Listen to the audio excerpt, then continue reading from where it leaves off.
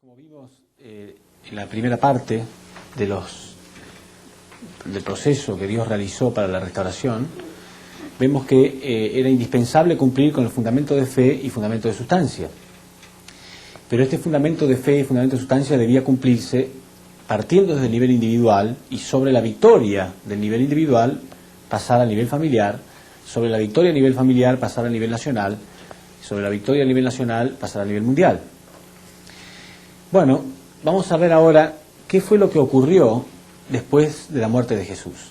O sea, obviamente Jesús estaba en la posición de Abel, el mundo en la posición de Caín, debía unirse a Jesús.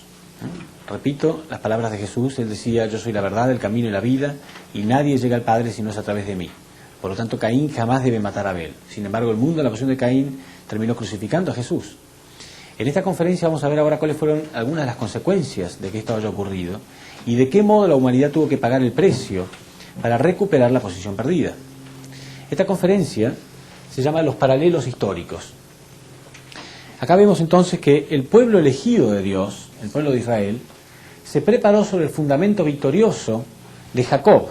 Una vez que Jacob logró a nivel familiar el fundamento de fe, el fundamento de sustancia, él fue bendecido por Dios con el nombre de Israel. Dios le cambió el nombre y lo bendijo con el nombre de Israel. Y ahí, sobre este fundamento, sobre sus 12 hijos y 70 parientes, se estableció el pueblo elegido de Dios. ¿Cuál era la misión de este pueblo elegido? Poder recibir al Mesías. Vamos a ver entonces primero esta parte, el fundamento que se realizó etapa por etapa hasta que el Mesías pudo llegar. Porque el propósito de explicar esta conferencia es mostrar que después de la muerte de Jesús, debido al fracaso de que Jesús fue crucificado, todo este fundamento se perdió. Entonces, para que hoy en día podamos estar de nuevo en el nivel de poder esperar a Cristo, esto significa el Señor de la segunda llegada, para poder esperar al Señor de la segunda llegada, hubo que restaurar de nuevo todo lo que 2000 años perdidos desde Jacob a Jesús. Sobre el fundamento de Jesús, Jacob eran 12 hijos y 70 parientes, y con esto fundó la nación elegida. Sobre el fundamento de Jesús, con 12 apóstoles y 70 discípulos, se puede ver claramente el paralelismo, se fundó la segunda Israel, o sea, los cristianos. Los cristianos están en la posición de ser la segunda Israel porque son los elegidos para esperar a Cristo. En aquella época el pueblo de Israel eran los elegidos para esperar a Cristo. Ahora los cristianos, la segunda Israel, sobre el fundamento de Jesús, son los elegidos para prepararse para la segunda llegada. Son 2000 años de preparación. Entonces vamos a analizar brevemente lo que ocurrió desde Jacob hasta Jesús, para que nosotros podamos entender más el propósito de estos 2000 años desde Jesús hasta hoy. Por qué razón se tuvieron que llevar a cabo y cómo cada etapa es la repetición o la restauración de esta etapa perdida. Cada una de estas etapas restaura todo este periodo perdido. Entonces, cuando Jacob tuvo victoria, aún así el Mesías todavía no podía llegar. ¿Por qué? Porque debía establecerse el mismo fundamento victorioso a nivel nacional. ¿Recuerdan? Pero aparte de eso, si ustedes recuerdan, había un fracaso en la historia que debía pagarse con 400 años de indemnización, que fue el fracaso de Abraham. Cuando Abraham no hizo la ofrenda correctamente bien hecha, Dios le dijo que por este fracaso sus descendientes tendrían que sufrir 400 años de esclavitud en una tierra extranjera. Entonces, aunque hubo victoria en la familia de Jacob, aún así, los descendientes de Jacob tuvieron que pasar 400 años de esclavitud en Egipto. Pero ¿cómo fue que ellos entraron a Egipto?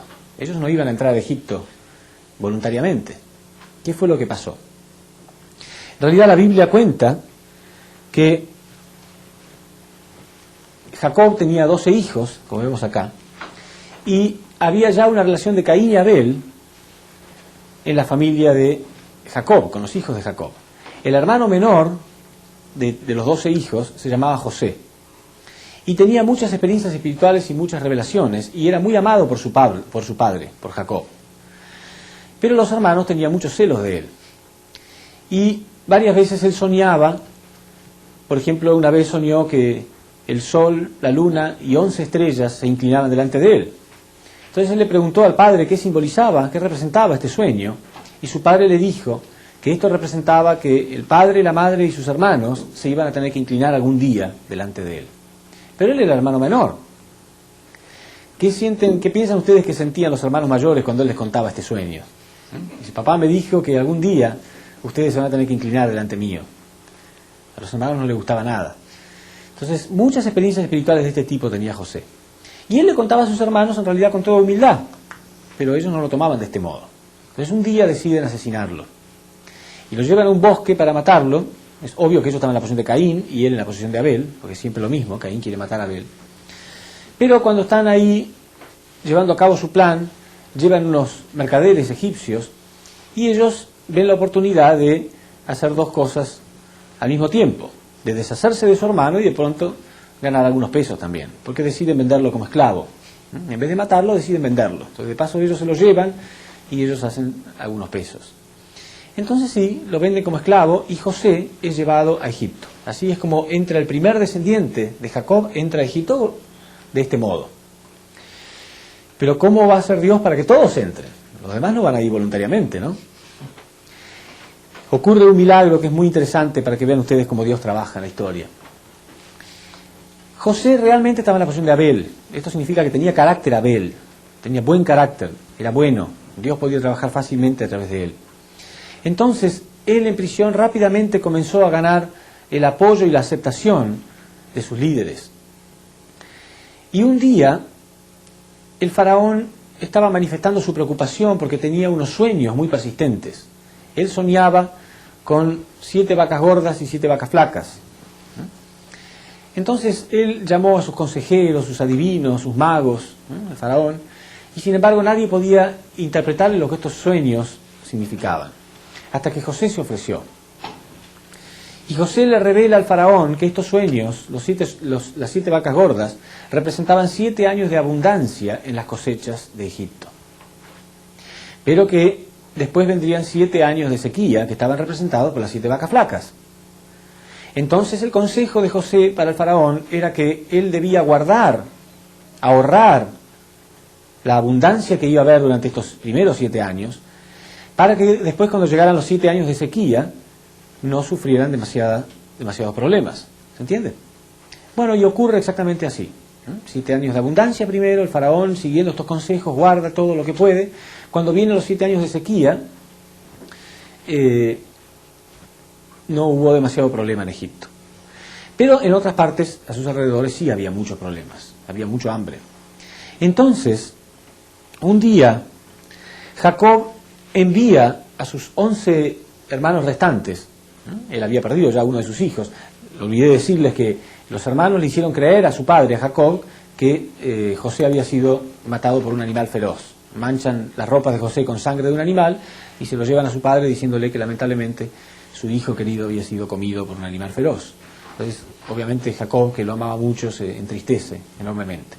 Bueno, entonces, un día Jacob manda a sus 11 hijos a Egipto a buscar alimentos. Cuando entra a Egipto, los hermanos se encuentran con José, pero no lo reconocen. ¿Por qué no lo reconocen? Porque José, después del favor inmenso que le había hecho al faraón, es nombrado primer ministro de Israel, líder máximo, de Egipto. Solamente el faraón estaba por encima de él. Solamente el faraón, todos los demás estaban por debajo de él. Milagro de Dios. Él entró como esclavo, pero por su actitud de servicio, él llegó a estar en la posición máxima. Entonces, cuando los 11 hermanos llegan, obviamente ellos no lo reconocen, porque nunca iban a imaginar que uno de los líderes máximos de Egipto fuera su hermano, que fue entregado como esclavo. Pero él sí los reconoce a ellos. Y él no tenía ningún resentimiento. Es semejante a cuando Jacob se encontró con Esaú. No tenía resentimiento, él solamente quería abrazarlos. Entonces él se va a un lugar a llorar en secreto, porque estaba tan emocionado de ver a sus hermanos. Pero él quería ver a su padre, a Jacob, a su padre amado. Pero imagina ustedes que José podría decirles a los hermanos: yo soy José, traigan a papá, que quiero saludarlo. No, porque de este modo los hermanos tendrían que primero confesarle a Jacob que ellos hicieron toda esta trampa de que lo hicieron pasar por una persona muerta cuando no era verdad. Entonces esto no iba a ocurrir de ese modo. Entonces José piensa, y cuando ellos están por salir de Egipto, él les pone algunas cosas de valor entre sus pertenencias, los hace interceder antes de la salida, los revisan y los hace pasar por ladrones. Entonces los llevan delante de José como ladrones. Y él dice, ¿por qué han venido acá a robar? Y los hermanos dicen, no, nosotros no hemos venido a robar. Hemos venido solamente enviados por nuestro padre a comprar cosas, comprar alimentos. ¿Cómo? Entonces, ¿qué son estas cosas de valor que ustedes tienen? No sabemos cómo aparecieron acá. No, eso es increíble. Yo no puedo aceptar algo así, decía José. Entonces, si es verdad lo que ustedes dicen, me tienen que dejar de rehén al hermano menor, a Benjamín, me lo tienen que dejar de rehén y vayan ustedes a buscar a su padre para que dé testimonio de ustedes. Él lo único que quería hacer era juntar a toda la familia. Entonces los hermanos van y le dicen a Jacob, y Jacob se preocupa muchísimo, porque dice, ya perdí a mi hijo menor José, ahora voy a perder a Benjamín, y se entristece inmensamente. Pero los hijos lo convencen de que no, de que si él va realmente nada va a pasar. Bueno, entonces van. Ahí por primera vez en muchos años están reunidos de nuevo los 12 hijos y el padre. Cuando José los ve, él ya no puede aguantar más las lágrimas y se pone a llorar y les revela quién es. Les revela que él es José. Los hermanos cuando ven esto no pueden creerlo, que ese líder máximo era su hermano. Entonces, ¿qué hacen? Se inclinan delante de él, tal cual como estaba dicho en la profecía. Bueno, de este modo entonces, obviamente Jacob y sus 12 hijos y 70 parientes se quedan a vivir en Egipto porque uno de sus familiares estaba en una posición de liderazgo y era muy cómodo para ellos. Y así es como entra en Egipto. Pero después el faraón que lo nombra primer ministro a José muere. Y los faraones subsiguientes no tienen ninguna simpatía con ellos, con los israelitas. Entonces los van esclavizando poco a poco. ¿Vieron qué astuto que es Dios? O sea que de ese modo Dios logra que todos ellos entren como Egipto y después los esclaviza. Porque había que pagar esos 400 años que quedaron pendientes por el fracaso de Abraham. ¿Se entiende? Bueno, en este periodo es como la etapa de formación de una nación. Porque ellos ya son una nación, pero son una nación dentro de otra nación. Son una nación esclavizada. Pero aún así ya eran como la etapa de formación de una nación. ¿Se entiende? A pesar de que ellos eran esclavos, ellos guardaban la identidad de ser los elegidos de Dios. Ellos se sentían los elegidos de Dios. Y tenían 3 costumbres, 3 tradiciones principales que los ayudaban a mantener su identidad como elegidos. Y eran estas 3. Ellos hacían ofrendas constantes a Dios. A través de estas ofrendas constantes, ellos mantenían la identidad de ser los elegidos. Después también tenía la circuncisión. La circuncisión, como mencioné en algún momento de las conferencias, era una operación que se le practicaba, hasta hoy en día, a los israelitas, en su órgano sexual, a los hombres, para que derramaran sangre a través de ella apenas nacen, a los 8 días. Es una buena pregunta hacerse, ¿por qué justamente el pueblo elegido de Dios es el que tiene que derramar sangre de sus partes sexuales? Porque el pueblo elegido es el encargado de indemnizar la caída del hombre, que fue un acto sexual ilícito. Y también guardaban el sábado como el día sagrado. Entonces, a través de estas 3 tradiciones, de estas 3 costumbres, ellos mantenían, a pesar de ser esclavos, la identidad de ser los elegidos de Dios. ¿Entienden? Quiere decir que era una nación, pero era una nación en estado de formación, porque eran esclavos todavía. Pero hacia el final de este periodo, cuando terminan los 400 años, Dios utiliza a un israelita para liberarlos de esta esclavitud y llevarlos a Canaán, las tierras que Dios les había prometido. Esta persona, encargado de hacer esto era Moisés. Pero algunos de los detalles que yo les voy a contar acá, en esta historia, quizá ustedes al principio no le encuentren valor por qué los estoy mencionando, pero lo menciono para que cuando veamos los paralelismos acá, cómo se repite la historia. Acá ustedes van a ver que la historia se repite con periodos de tiempo iguales, con personajes semejantes, con situaciones semejantes, cada una de ellas. ¿Por qué los últimos 2000 años son la repetición de 2000 años antes de Jesús? Porque todo es una preparación para la llegada de Cristo. Entonces, algunos de los detalles que yo les voy a contar acá, se los cuento para que ustedes después vean cómo se repiten, nada más. Entonces, ¿cómo hace Dios ahora para liberar a este pueblo? Para introducirlos como esclavos, Él tuvo que utilizar una estrategia muy astuta. Ahora también tiene que utilizar una estrategia muy astuta para liberarlos. ¿Qué hace Dios? Bueno, el faraón había visto que los israelitas estaban multiplicando mucho. Claro, era una nación dentro de otra nación. Ya no era un numerito de esclavos nada más, un grupito. Era una nación dentro de otra nación. Entonces, el faraón se dio cuenta que los israelitas estaban multiplicando de más. Y pensó que si algún día los egipcios eran invadidos por los enemigos, los esclavos se iban a poner, por supuesto, del lado del enemigo. Quiere decir que sería como tener el enemigo dentro de casa mismo. Entonces no le gustó que se multiplicaran tanto y decidió que cada vez que nacía un niño varón tenía que ser asesinado, tenía que ser eliminado para que no se multiplicaran tanto. Y ahí nace Moisés. Entonces, la madre de Moisés, para que su hijo no sea sacrificado, prefiere ponerlo en las manos de Dios y toma un canasto y lo calafatea, o sea, lo rellena para que no se hunda, para que no entre agua, pone al bebé adentro y deja que se lo lleve la corriente. Lo pone en el agua, en el río. Entonces, no sabe cuál va a ser el destino de ese chico, pero por lo menos está más a salvo que el hecho de que los egipcios fueran a asesinarlo.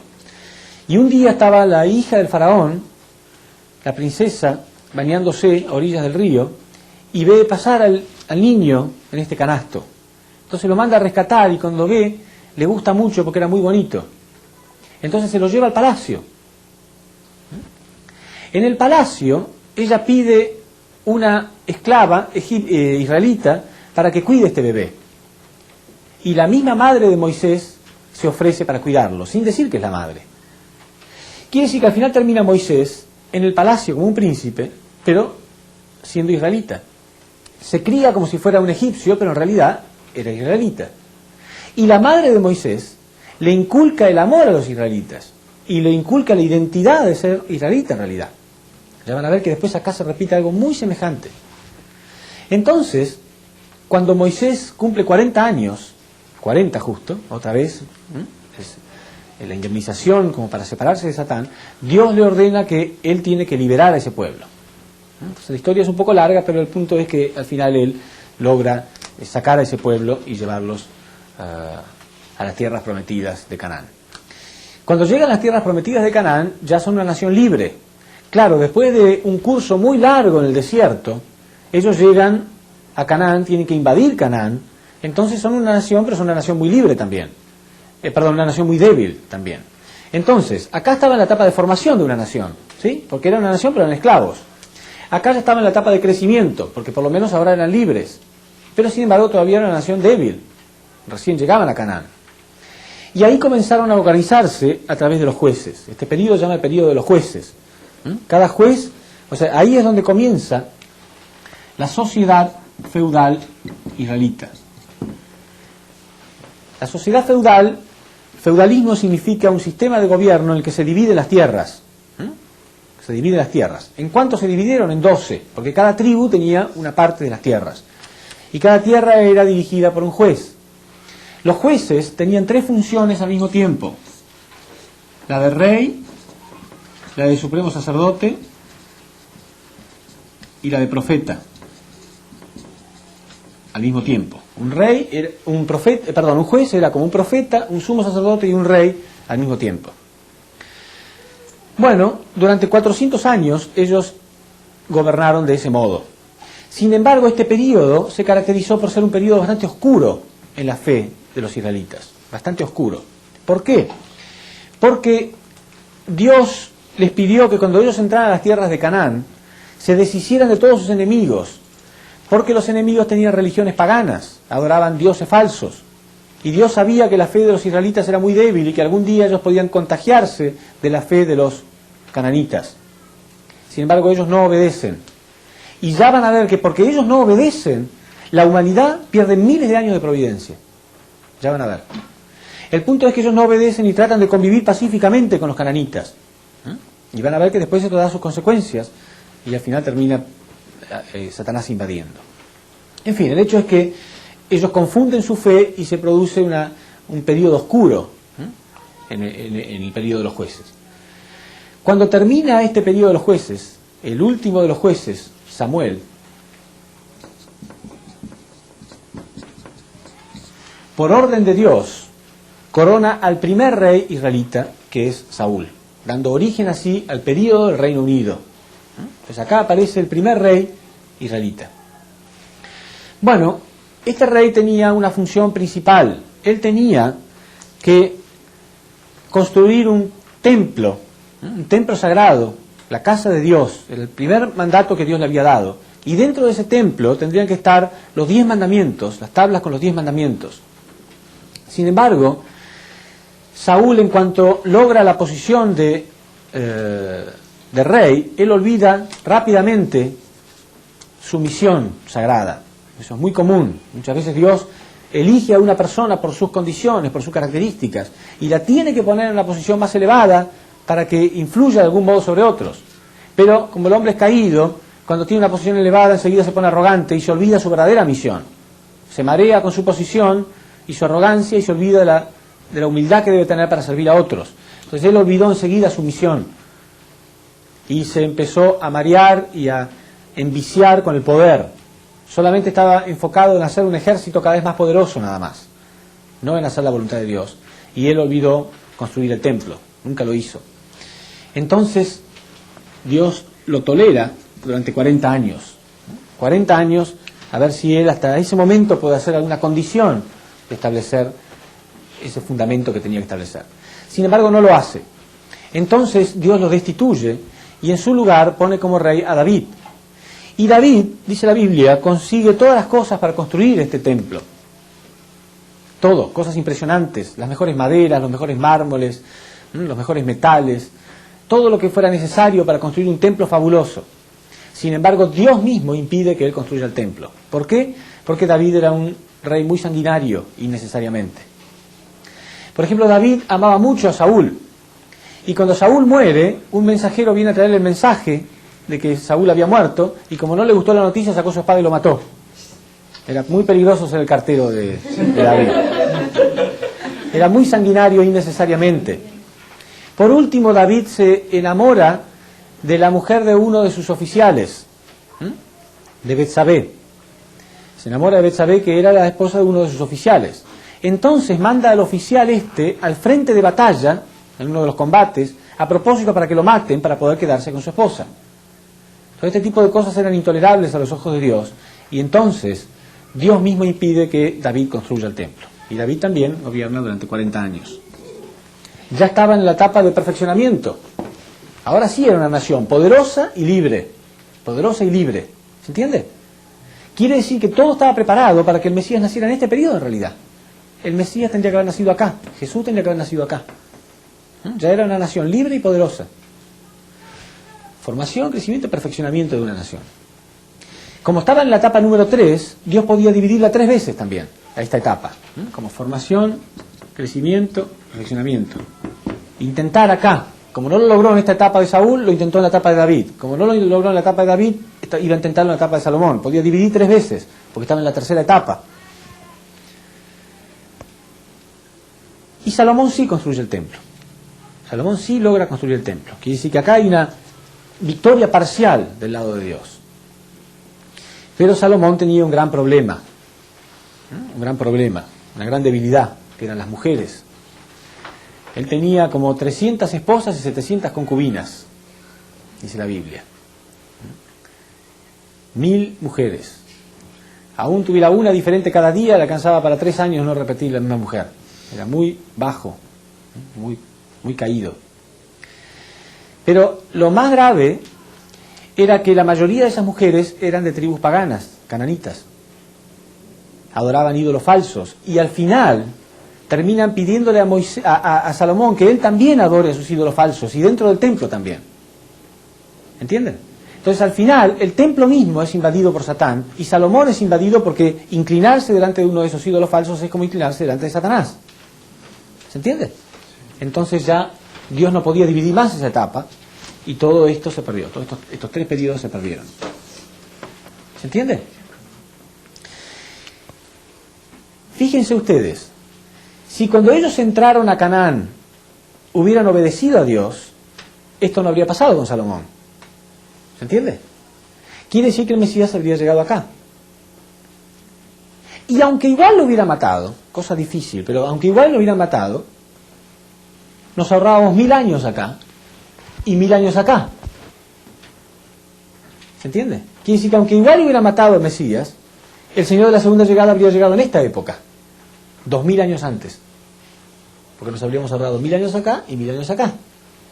¿Se entiende? 2000, aunque hubiera matado al Mesías, igual 2000 años atrás el reino de los cielos habría estado establecido. Si ellos hubieran obedecido a Dios. Pero lo más probable es que no hubieran matado al Mesías ahí. Porque las situaciones acá eran diferentes. Cuando llegó Jesús, Israel estaba bajo el dominio del Imperio Romano. Era muy difícil y muy confusa la situación. Pero acá no, acá era una nación libre y poderosa. Y estaban acostumbrados a tener a un rey y amarlo y unírsele a él. Es decir, que lo más probable es que si el Mesías hubiera llegado acá, habría sido victorioso. Entonces, en realidad, 3000 años nos habíamos ahorrado. 3000 años. Sin embargo, esto no ocurrió y todo esto se perdió. Entonces, ¿qué pasa cuando Satanás invade algo? Hay que dividirlo, ¿no? Separar en Caín y Abel, dijimos, ¿no es cierto? Las ofrendas eran divididas en Caín y Abel. Entonces ahora la nación había sido invadida, Dios tenía que separarlas, hacer la ofrenda, dividirlas en Caín y Abel. Después de la muerte de Salomón entra en una gran confusión y se dividen. En el norte, el reino de Israel, y en el sur, el reino de Judá. En el sur estaba la posición de Abel, Judá en la posición de Abel, en el norte en la posición de Caín. Había 10 tribus en el norte y 2 tribus en el sur. Bueno, entonces en Judá, en la posición de Abel e Israel, en la posición de Caín, ocurre algo muy interesante también. Este es el período de los grandes profetas del Antiguo Testamento. Este es el período del profeta Elías. ¿Se acuerdan del profeta Elías? Acá estaba Elías, Eliseo, Jonás, Amós, muchos grandes profetas del Antiguo Testamento. Y todos ellos venían de Judá, o sea, del lado Abel. Y la misión de ellos era ir hacia el norte para restaurarlos, para hacerlos arrepentirse, para volver a formar parte de la voluntad de Dios. Sin embargo, cada vez que llegaban allá, eran asesinados. Siempre Caín matando a Abel, ¿no es cierto? Por eso Jesús más tarde, en esa famosa oración llorando que él dice, Jerusalén, Jerusalén, que matas y apedreas a los profetas que a ti te son enviados. ¿Cuántas veces quise abrazarte como la gallina abraza a su pollito, pero tú no lo has querido? Porque cada vez que los profetas eran enviados, eran asesinados. Entonces, por este fracaso, Dios no puede permitirlo más, y Dios tiene que permitir que Israel sea destruida por los asirios. Israel es destruida por los asirios, y Judá es llevada en cautiverio a Babilonia. Y así comienza el periodo de cautiverio judío. Quiere decir que ellos, que habían sido esclavos acá, pasaron un gran curso para ser una gran nación, y ahora por haber fracasado, otra vez volvían a ser esclavos. Otra vez esclavos, la nación elegida de Dios. Babilonia terminó esclavizándolos. Este periodo duró 210 años. Primero estuvieron bajo el cautiverio de Babilonia, hasta que al final Ciro de Persia invade Babilonia, y él no tiene nada en contra de los israelitas, entonces no los esclaviza más. Entonces ellos estaban libres, pero dentro de Babilonia, que no era el lugar que les correspondía, no eran sus tierras, eran otras. Entonces, hacia el final de este periodo, aparece un gran reformista, que es Malaquías. Y Malaquías logra convencer a Ciro de Persia de que permita al pueblo de Israel volver a las verdaderas tierras de ellos, y le devuelve al pueblo judío la identidad perdida. Ellos habían perdido la identidad, se habían olvidado ya que eran los elegidos de Dios para esperar a Cristo. Entonces Malaquías les devuelve la identidad de ser los elegidos de Dios, los convence de volver de nuevo a Canaán, de reconstruir el templo que había sido destruido por los asirios, y así comienza el último periodo de preparación para la llegada de Cristo. Ellos retornan a sus tierras y se preparan de nuevo como una nación verdadera para la llegada de Cristo. Y este último periodo de preparación para la llegada de Cristo, acá aparece un múltiplo de 40, 400 años duró este periodo, es para purificar todos los fracasos anteriores. 400 años de indemnización para realmente prepararse para la llegada de Cristo. 400 años más tarde entonces llega Jesús. Se dan cuenta que Jesús conocía perfectamente todo lo que había pasado en la historia, los miles de años de sufrimiento, de esclavitud, de sangre, para que Él pudiera llegar. Y no solamente de esta nación, porque esta es una nación que es la más importante porque es la nación elegida de Dios. Pero ¿qué pasa con el resto del mundo? El resto del mundo también son hijos de Dios, también tienen que ser salvados.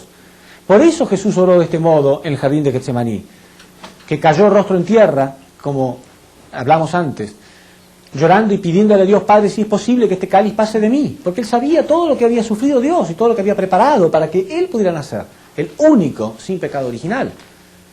Por eso Jesús oró de este modo.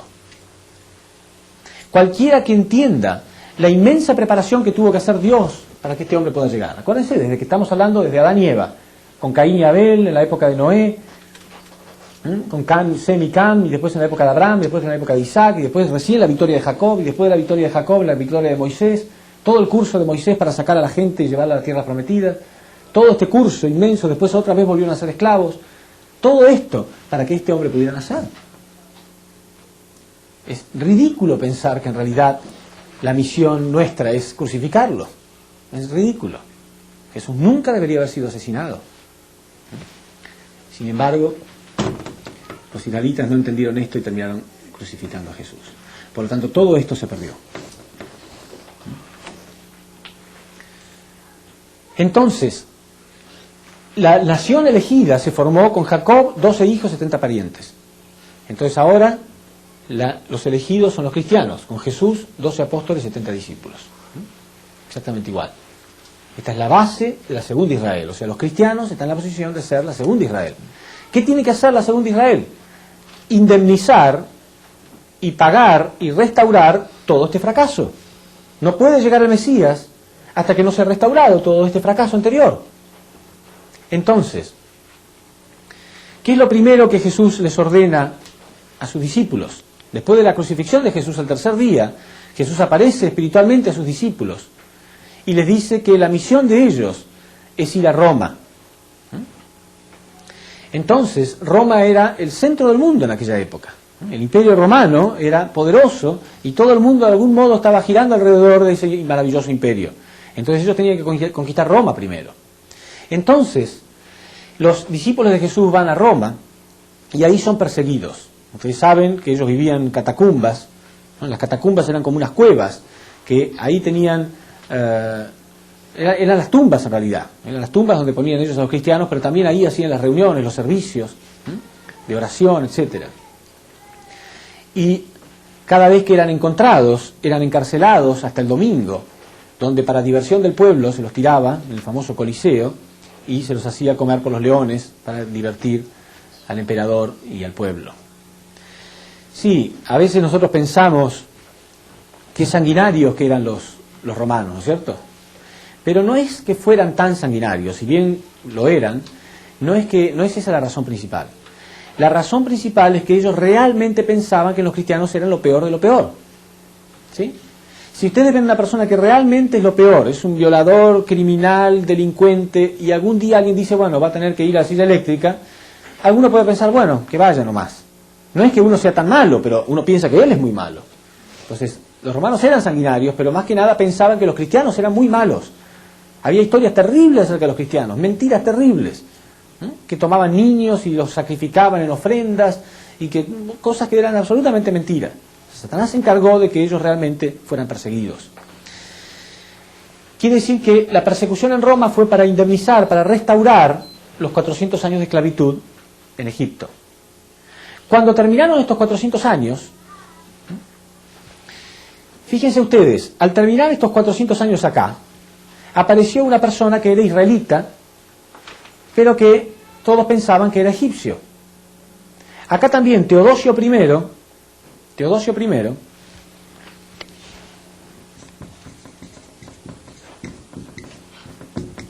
terminó nombrando al cristianismo como la religión oficial de Roma. La religión oficial. Pero todo el mundo pensaba que era un romano común, pero lo que pasa es que él era cristiano. Es exactamente igual que acá. Todo el mundo pensaba que Moisés era un egipcio común, y no era egipcio, era israelita. Todo el mundo pensaba que Teodosio I era un romano común, pero era cristiano, y cuando llegó al poder, él nombró al cristianismo como la religión oficial, y se terminó todo. Milagro, ¿no? ¿Fue casualidad que justo se terminó en el mismo periodo que terminó esto? ¿Y que justo en este mismo paralelismo apareció una persona tan semejante a Moisés? No, no es casualidad. Por supuesto, los años no son tan redondos, no es tan exacto, ¿no? Por ejemplo, esto ocurrió en el año 392. Pero es muy semejante, muy cerca. Bueno, entonces los cristianos tomaron el dominio de todo y comenzaron a dividirse las tierras también. Y ustedes saben que la sociedad, el sistema de gobierno que regía en aquella época, en la Edad Media, era la sociedad feudal cristiana. Fíjense acá, era la sociedad feudal israelita. El feudalismo es un sistema de gobierno que se divide en las tierras, dijimos. Bueno, acá también, el feudalismo era el sistema de gobierno principal. Bueno, la iglesia se dividió en varias iglesias principales, como la de Antioquía, Alejandría, Jerusalén, Constantinopla, Roma, en 5 iglesias principales, y al jefe, al director principal de cada una de esas iglesias, se le dio el nombre principal de patriarca, pero al líder de la iglesia de Roma se le dio el nombre especial de papa. Entonces cada patriarca tenía como 3 funciones principales, como la de rey, sumo sacerdote y profeta al mismo tiempo. Exactamente igual que un juez. Los jueces eran como reyes, sumos sacerdotes y profetas, los patriarcas también. Sin embargo, si ustedes recuerdan, este periodo fue un periodo que se caracterizó por la oscuridad de la fe. ¿Recuerdan cuando ellos se mezclaron con los cananitas? Bueno, acá la iglesia tuvo que expandirse. Los cristianos querían, por supuesto, evangelizar al mundo entero. Pero cuando los cristianos fueron al noroeste de Europa, se mezclaron con los germanos, que venían huyendo de los hunos, y los germanos tenían religiones paganas. Entonces los cristianos, al mezclarse con los germanos, también empezaron a heredar ciertas costumbres equivocadas. Es de esta época donde sale la costumbre del árbol de Navidad, por ejemplo. El arbolito de Navidad no tiene ninguna base bíblica. Es una costumbre que se heredó de esta época. La adoración a las imágenes. Es muy común en la Edad Media, uno entraba a las iglesias y había estatuas e imágenes por todos lados. Esa costumbre ellos la heredaron de los germanos. Y así que empezaron a confundir algunas cosas, ¿no? Fíjense ustedes que hasta todo este periodo, siempre, hasta acá, el día sagrado para guardar era el sábado. Sin embargo, acá pasó a ser el día domingo.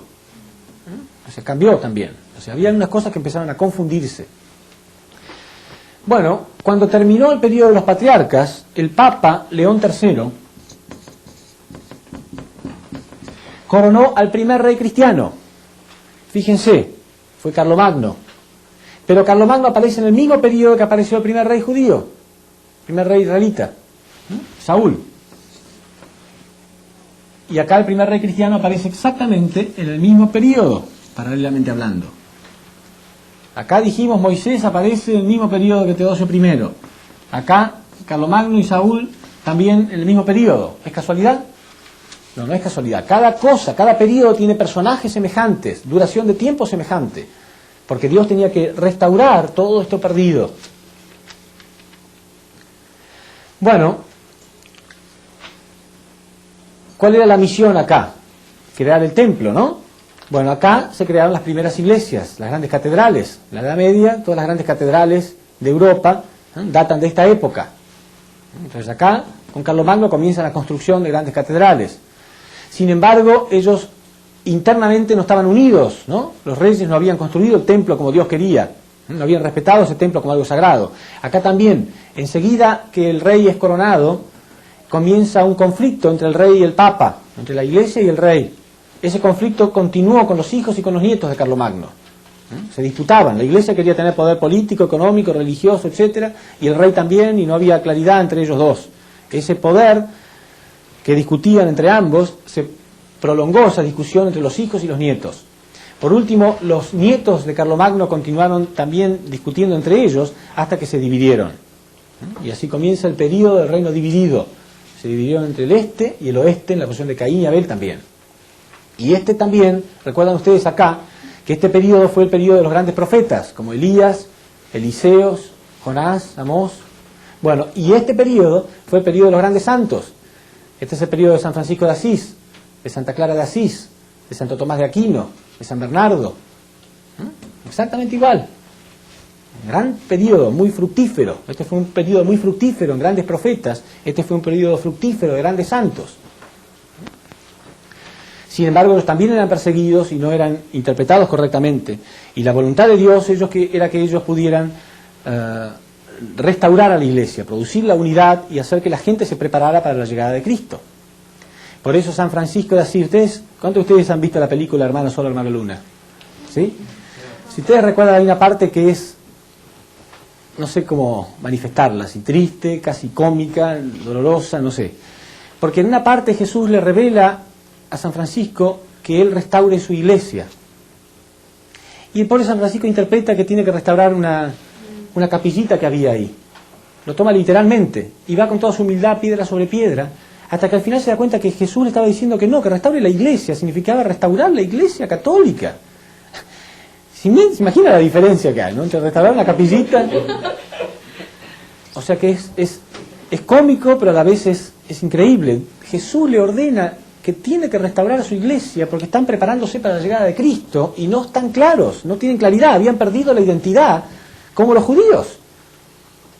Habían perdido la identidad de que en realidad tenían que prepararse para recibir a Cristo.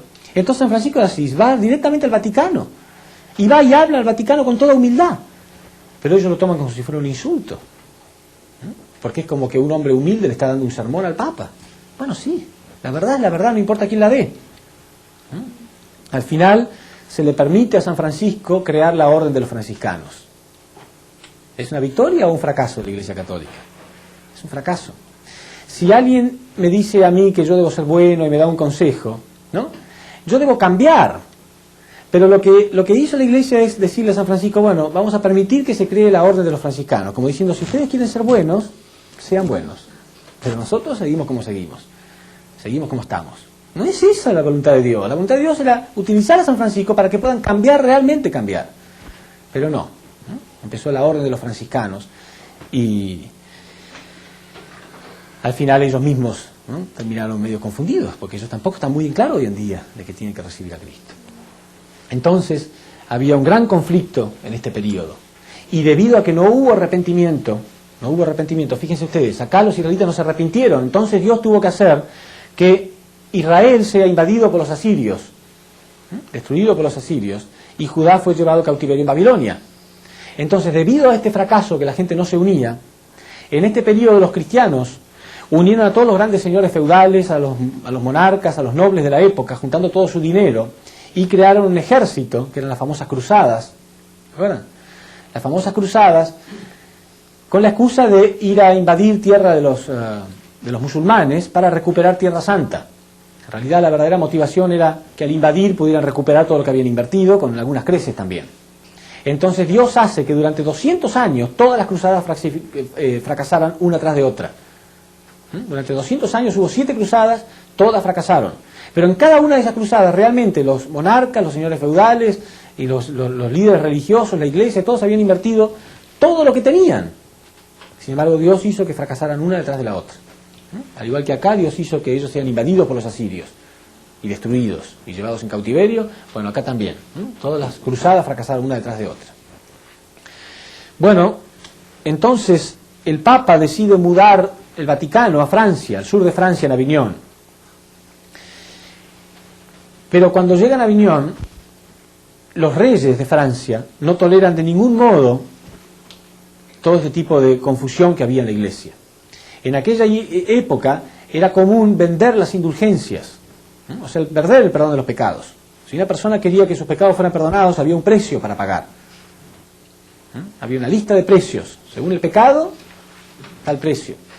Entonces, inclusive era muy común que para las grandes personas, las grandes familias de la nobleza, era muy distinguido tener a uno de sus familiares o hijos en la posición jerarca de la iglesia. Entonces se vendía. Si alguno quería ser obispo o algo por el estilo, se vendía la posición jerárquica. No hacía falta hacer todo el curso.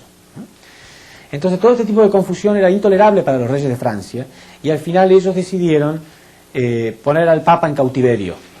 Del mismo modo que acá hubo un cautiverio y retorno judío, acá había un cautiverio y retorno papal. El Papa por primera vez fue encarcelado al principio.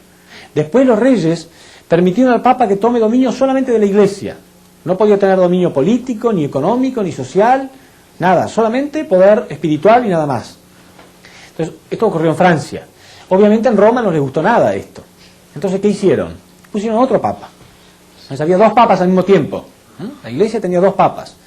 Pero había tanto conflicto, tanta confusión entre ambos, que al final la Iglesia los destituyó a los 2. pero ellos no se fueron. Entonces se nombró a un tercer papa, y había 3 papas al mismo tiempo, un periodo de gran confusión. Al final sí, se hizo un concilio en el Vaticano donde se destituyó a los 3 y realmente quedó un solo papa, que fue León X. Bueno, sin embargo, uno puede pensar, bueno, entonces después de tanta confusión, León X habrá empezado a hacer buena letra. Pero lo primero que empezó a hacer León X fue a vender indulgencias. Eso es muy conocido en la historia porque León X, con la venta de las indulgencias y la venta de las bulas papales, la bula papal era como un documento, un medallón que se llevaba que permitía privilegio al que lo tuviera, eran muy caros, y con la venta de estas cosas se construyó la Capilla Sixtina, la famosa capilla que pintó Miguel Ángel, con ese dinero. Entonces este escándalo terminó con un gran reformista que fue Lutero.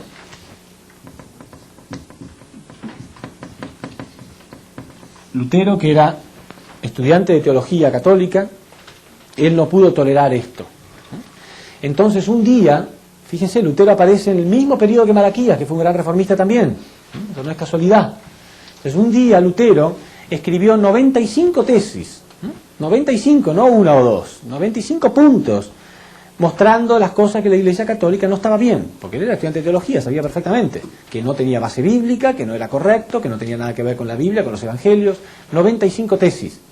Y las pegó en la puerta de la iglesia de su pueblo.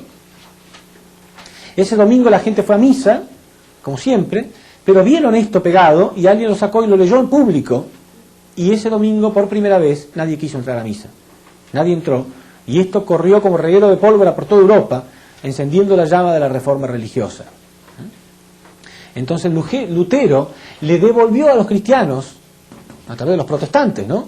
A través de los protestantes les devolvió a los cristianos la identidad de que en realidad son los elegidos para recibir a Cristo y nada más. No tiene nada que ver con los ejércitos, no tiene nada que ver con los negocios, no tiene nada que ver con ninguna otra cosa que no sea prepararse espiritualmente para la llegada de Cristo. Les devolvió la verdadera identidad a los cristianos, exactamente igual como hizo Malaquías. ¿Se entiende? En este periodo, entonces, el Imperio Romano era más poderoso que nunca. ¿Y acá qué pasó? Esto con Lutero comenzó en 1517. ¿Qué pasó? ¿Qué pasó en 1492? Fue cuando lo descubrieron a nosotros, ¿no? El descubrimiento de América. Y sobre todo Estados Unidos de Norteamérica se puso en la posición de Roma, está en la posición de ser un imperio económico a nivel mundial. Entonces hay mucha similitud con lo que ocurrió en esta época. 400 años más tarde de Malaquías vino Cristo. 400 años después de Lutero, ¿qué pasa en la tierra? Cuando llegó Cristo dijo: arrepiéntanse porque el reino de los cielos está cerca. 400 años después de Lutero, está todo preparado para que el reino de los cielos, por lo menos externamente, se puede ver claramente, se pueda establecer. El hombre llega a la luna, se crean comunicaciones vía satélite, naves espaciales, computadoras, un avance tecnológico y científico tan vertiginoso como el hombre no podía soñar, en apenas 30 o 40 años, muy rápido. ¿Qué fue lo que pasó en realidad? Entonces, fíjense, cada uno de los periodos se repitió exactamente igual. Nadie puede decir que es casualidad. Acá hubo 400 años de esclavitud en Egipto, 400 años de persecución en Roma, 400 años de los jueces, 400 años de los patriarcas. Periodo del Reino Unido, periodo del Reino Unido. Se dividió el reino, acá también se dividió el reino. Acá fueron llevados en cautiverio, acá el Papa fue llevado en cautiverio también. Acá llegó un hombre haciéndose anunciar como el Hijo de Dios, Cristo, y acá todos los cristianos están anunciando que estamos en los tiempos de la llegada de Cristo. Cualquier cristiano sabe y siente que este es el tiempo de la llegada de Cristo. Entonces, ¿cuándo va a venir Cristo? Nosotros sabemos que Cristo llegó 400 años después de Malaquías. Y la persona que está en la posición de Malaquías es Lutero. Si sumamos 400 años, nos da 1917. Pero ahora estamos en 1993. ¿Qué está pasando en la historia humana? ¿Será posible que Cristo haya llegado ya? Eso es lo que todo ser humano debe preguntarse realmente. Y buscar a través de qué persona Dios realmente está trabajando en la tierra. Entonces, a continuación vamos a ver cómo, cuándo y dónde debe llegar Cristo. ¿Cómo, cuándo y dónde? Son las 3 preguntas fundamentales que nosotros debemos contestar. ¿Sí? Muchas gracias.